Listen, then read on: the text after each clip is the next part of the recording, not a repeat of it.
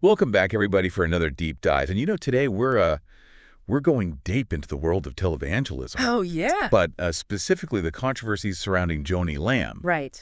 who is the president of Daystar television network. Mm-hmm. And our main source material for this deep dive are excerpts from an article titled "Joni Lamb and Daystar: Yeah.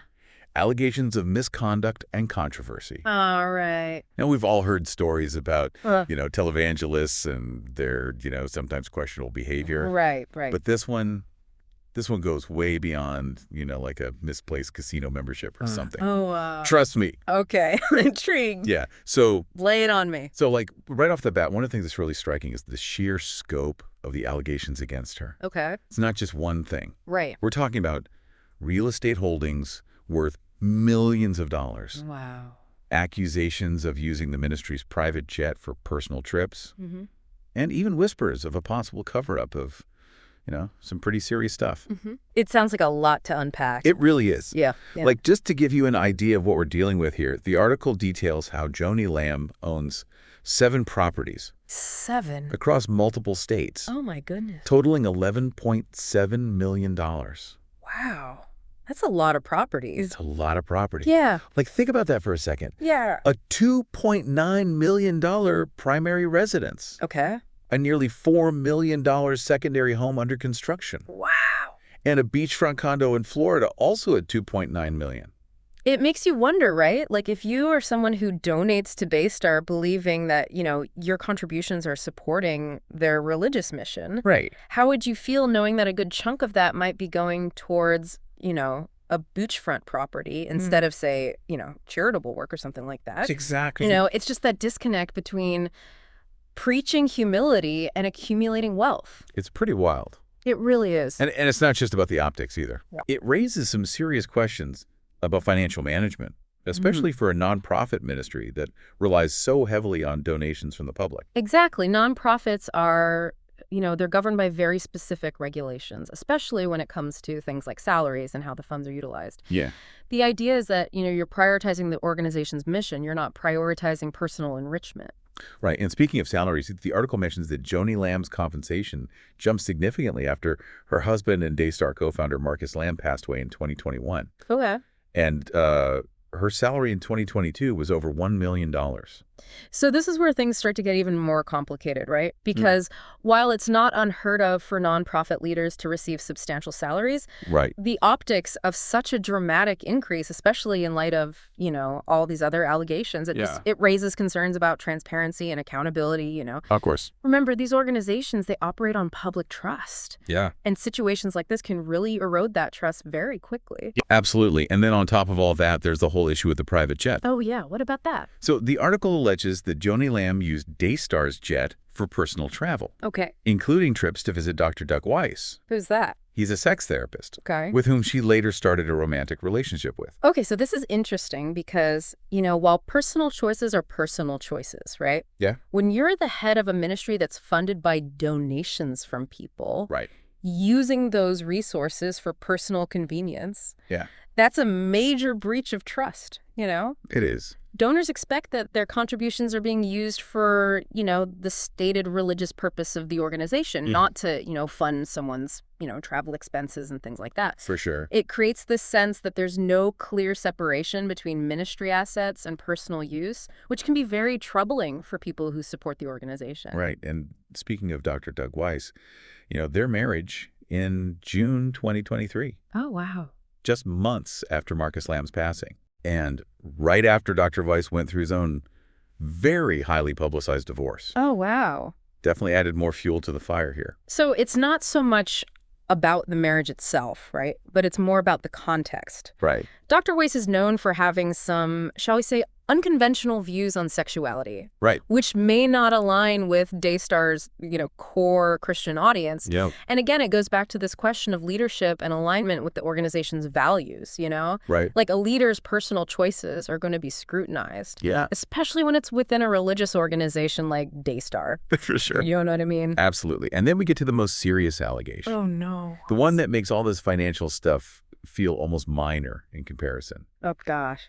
In late 2024, some of Joni Lamb's relatives came forward accusing her of covering up the sexual abuse of their daughter by a Daystar employee. Oh, my goodness. Yeah, and so this is where things move beyond just questions of financial impropriety to something far more serious. Right.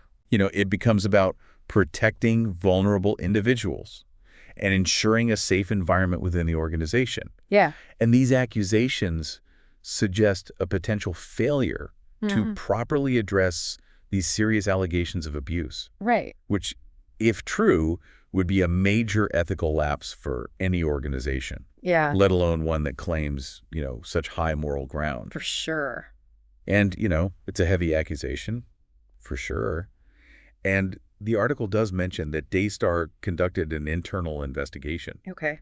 And cleared itself of any wrongdoing. But that's exactly where the problem lies, Yeah. An internal investigation just doesn't have the same impartiality as an external review. Of course. Especially in a case that's as sensitive as this. Right. A lot of people are calling for an independent review to ensure that the investigation was truly thorough and unbiased, It makes sense, right? It does. That call for an independent review is something we see a lot in these situations where organizations are accused of misconduct. It's all about establishing trust and transparency, especially when you're dealing with something as sensitive as abuse allegations.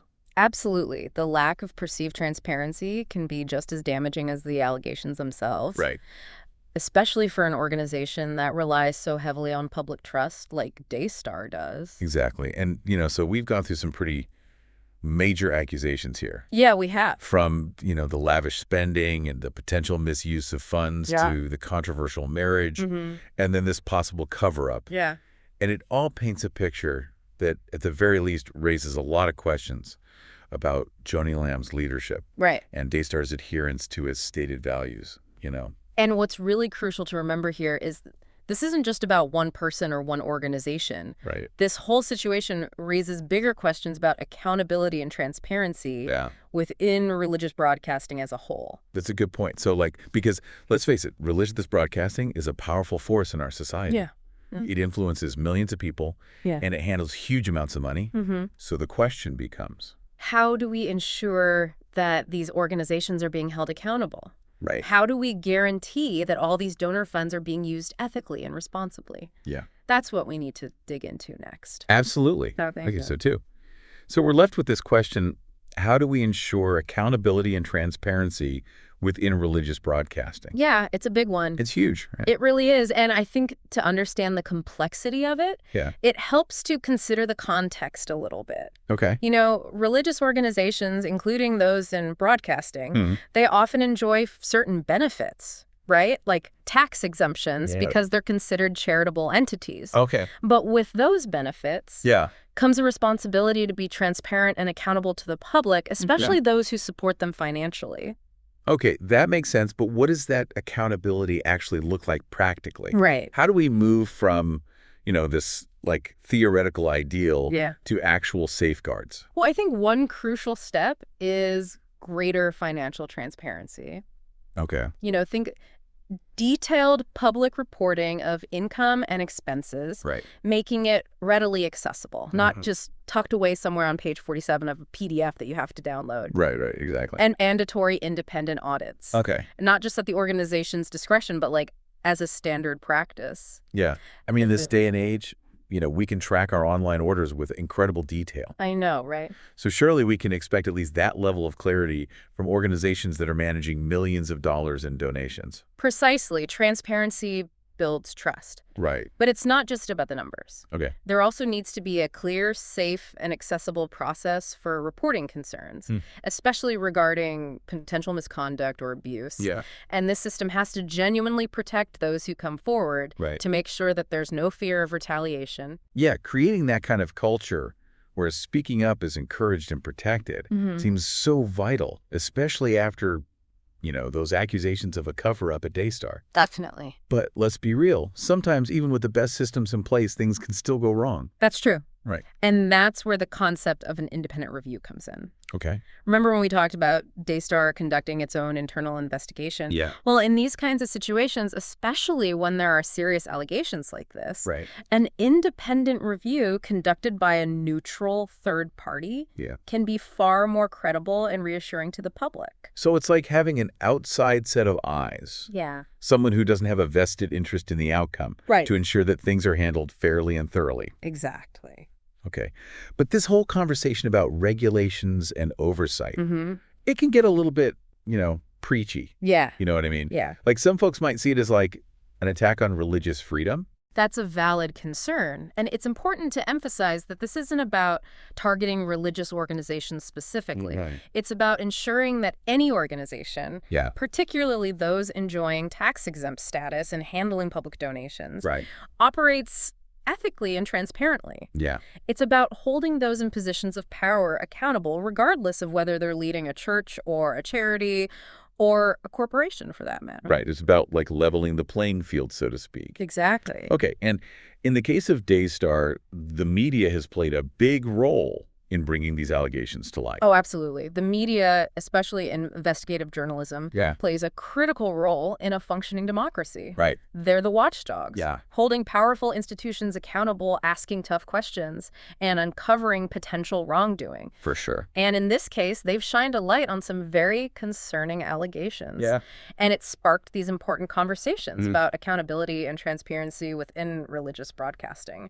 And regardless of like what the final outcome of these allegations against Joni Land and Daystar, the fact that they've been brought to light, I think has already had an impact. It has. It's forced us all to confront these larger issues. Exactly. It's a wake-up call. Yeah. Prompting us to examine our own expectations of religious organizations, to consider what safeguards are in place, and to ask ourselves what level of transparency and accountability do we demand from those who ask for our trust and our financial support.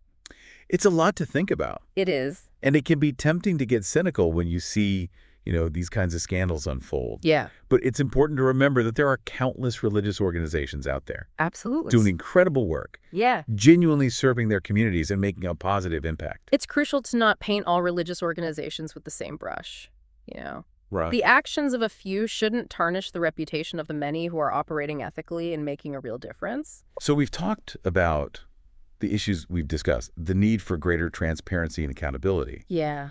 But how do we actually move forward? Right. What can these ministries actually do to rebuild trust and create a more ethical and transparent environment? Yeah. That's what we need to explore. For sure. So we've talked about all the problems, and we've discussed this need for greater transparency and accountability. Yeah. But like, how do we actually move forward? Right. What can these ministries actually do, like in real, tangible terms? Yeah. To rebuild that trust with people and create a more ethical and transparent environment. Yeah. It's a process for sure. Yeah. But it starts at the top, with leadership. Those in charge really need to set the tone. Demonstrate a genuine commitment to ethical behavior and be truly accountable to their supporters. Okay. That sounds good, theoretically. But like, how do you actually implement that? Right. How do you go from just like good intentions to concrete actions? Well, one way is to create a more robust system of checks and balances within the organization itself. Okay. We talked earlier about the importance of independent audits and investigations. Right. But it goes beyond that. Okay. Ministries should have strong boards of directors comprised of individuals from diverse backgrounds with a variety of expertise who aren't afraid to ask tough questions and really hold the leadership accountable. So it's kind of like having checks and balances within the ministry itself. Exactly. That makes sense. But even with like, the best board in the world, you still need people within the organization to feel empowered to speak up if they see something wrong. Absolutely. Fostering a culture where employees and volunteers feel safe reporting their concerns without fear of retaliation, that is essential. Yeah. It's about creating clear channels for reporting misconduct. Right. And ensuring that those reports are taken seriously and investigated thoroughly. Creating that kind of environment where people actually feel safe speaking out. Yeah. They can prevent, small problems from becoming these huge scandals down the line. Exactly. And let's not forget about the role of technology in all of this. Oh, yeah. In today's digital world, there's really no excuse for a lack of transparency. Right. Ministries should be utilizing online platforms to make their financial information readily accessible to the public. Detailed annual reports, breakdowns of how donations are used, all of that should be easily available for anyone to see. I love that it's like, if I can track my pizza delivery online. Exactly. I should be able to see how my donation to a ministry is being used. Precisely. And it's not just about financial data. Ministries should be actively communicating with their supporters, explaining how their money's being used, highlighting the impact of their work, and, proactively addressing any concerns or controversies head on. That kind of open and honest communication can go a long way in rebuilding trust. It's about building a relationship, based on transparency and mutual respect. Exactly. And of course, rebuilding trust takes time and sustained effort. It's not a quick fix. But it is possible. If these ministries are truly committed to ethical behavior and transparency, they can regain that confidence of their supporters and continue to play a positive role in society. It's definitely a challenging road ahead for Daystar and other ministries that are facing similar scrutiny. And for those of you listening, I really encourage you to hold these organizations accountable.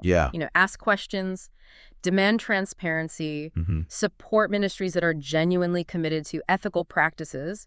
You have a voice and your support matters. It's easy to get disillusioned when you see these kinds of scandals unfold. But it is important to remember that there are many religious organizations out there doing incredible work, serving their communities, helping those in need, and making a positive difference in the world.